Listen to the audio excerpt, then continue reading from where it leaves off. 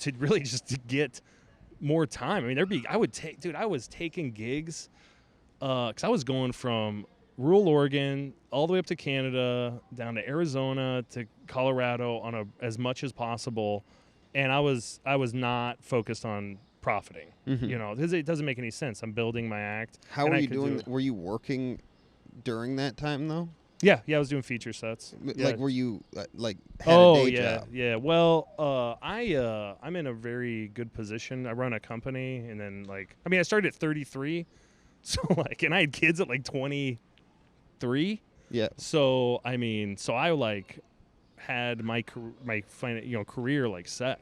So I still manage the company. I still I manage my rentals. That's where it's so I was able to fund it basically, and not touch any comedy money. So I would just put that away, Mm-hmm. and then that comedy would just fund comedy, But I was never worried about. I never felt like I had to make, I was like, I got to sell these shirts or else I'm not going to make rent, Mm-hmm. So I didn't worry about making money for the first, 5 years, 4 years, which is a huge advantage. I think. I mean, everybody comes in with their natural. You either have natural talent, you naturally work really hard, you have some natural resources that other people might not have. If you have, in that case, you worked for that privilege. Yeah, and use whatever advantage you would have. Just if you check several boxes that are going to get you on stage certain places. That's the same thing. But also the disadvantage is I was starting at 33. Oh, yeah. Starting my first open mic at 33. I started at 30. Yeah. So I know exactly. I don't know if you feel this way, but there's a ticking clock before you want to get a credit before a certain age, Yeah. I opened for Dennis Miller when I was 36, and I had a baby face. You look younger than 30, but I opened for Dennis Miller at 36, and after the show, I was walking by his green room. It was big theater show. It was a huge green room. And he's like, hey, come here. He was like, man, that was great. You got to get down to L.A., man. He's like, come on, man, get to L.A. And I was like, yeah, I don't know, man. I just don't know if I'm going to be able to build a career performing at laundromats and shit. And he goes, no, dude, you should get down there. How old are you? And I go, I'm 36. And he goes, don't tell anybody that.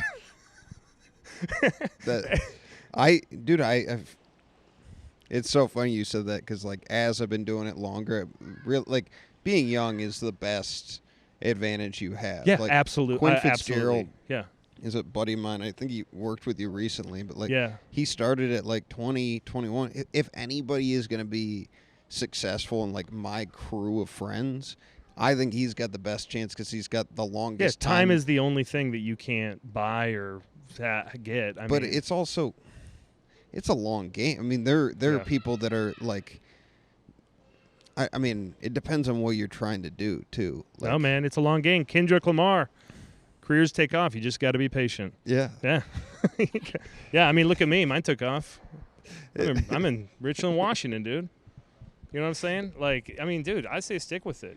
Someday, you stick with this long enough, you might sell 24 tickets to a, show in Jokers. Did you hear that last night, by the way, when I was I made it, dude. I sold 37 tickets, and a woman yelled out, 24. I thought the tickets were free. I did after the show. I was like, hey, man, yeah, Joe, some guy was sign his poster, and he's talking me up. This is how stupid I am, okay? Because this is just how I'm just fully on the spectrum. The guy asked me to sign the poster. I just signed my name. I didn't write anything. Yeah. I just then you picked up the pen, you started writing something. I was how dumb am I?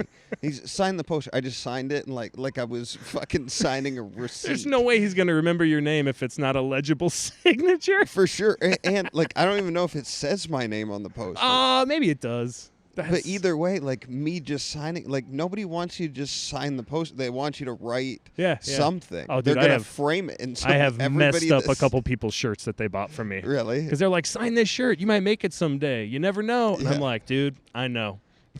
I ain't going to make it. So you've done a lot of like corporates though, right? Like corporate stand-up? Yeah. Yeah, well, so this is actually kind of interesting. You talk about advantages. So I was doing corporate improv gigs, which are hell. Like I'll tell you a story about I wasn't going to tell you, this was not the story I was going to tell you, but so like this is how bad corporate improv gigs are. First of all, you get paid a similar amount that you do for stand-up, but you split it between 5 people. So you're making less money than you would for a feature spot in stand-up for all your dignity, dude. Oh, and you're giving a cut to whatever theater booked you. Where are these happening though? Like, is it during the day? Like when? Yeah, what are but the all of it. I mean, anytime, morning. It's same as stand-up. You get booked. You can do. They got a big party. You're the act. They're the entertainment. They're doing a midday conference. Because stand-up corporate gigs can happen anytime. So it was very similar culture. You show up and they're like, "Hey, are you guys the entertainer?" So I'd already experienced that through improv. So I was doing corporate. I was doing like going in alone doing corporate gigs like 3 years into comedy. Really? Yeah. So and were you comfortable because you not only the improv background but also you work in corporate America? Yeah. Like, So I work with big Fortune 500 companies. So I feel I don't. It's funny because I'm in the world of it. So like comics who are like, I could never do this, man, because it's the man. That I'm like, dude, it's. When you're a comic, everybody's anybody the man. who's paying you is the man. Right. Exactly. There's no way to get work. It is hard to build the clean set, though. Yeah. Can you talk about that a little bit?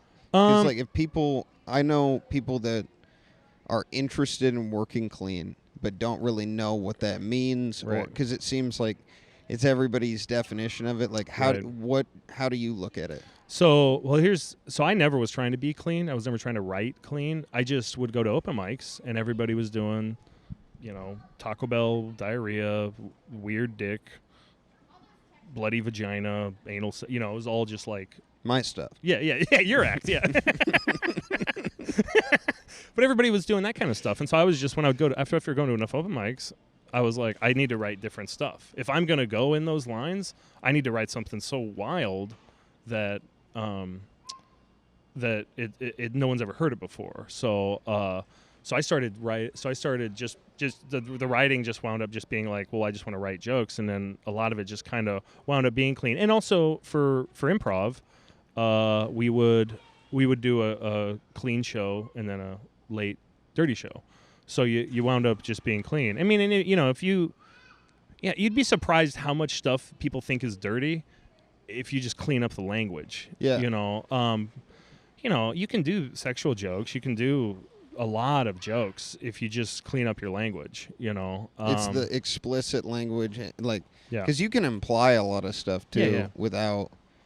I started like because I thought this gig coming out here was like squeaky clean. I didn't really fucking do any work on it, and then I got there. I asked the guy last night. It was like, what are there any rules or anything? He's like, no, like it's a bar. Like, what are you?